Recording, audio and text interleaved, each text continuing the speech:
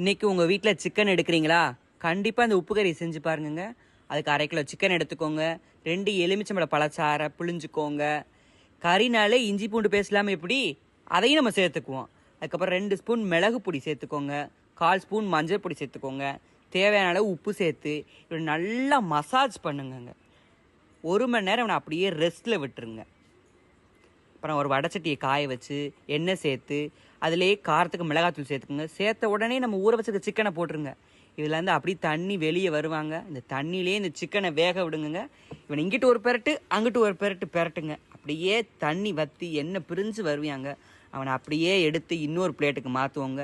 இதில் நல்லா உப்பு, உரப்பு, புளிப்பு எல்லாமே இருக்குங்க இந்த உப்பு கறியில். இதுக்கு அப்படியே நம்ம ரச சாதத்துக்கு ஊற்றி சாப்பிட்டோம்னா கொண்டான்னு இழுக்குங்க. இதை நீங்களும் செஞ்சு பாருங்கள். மறக்காமல் நம்ம சேனலை சப்ஸ்கிரைப் பண்ணுங்கள்.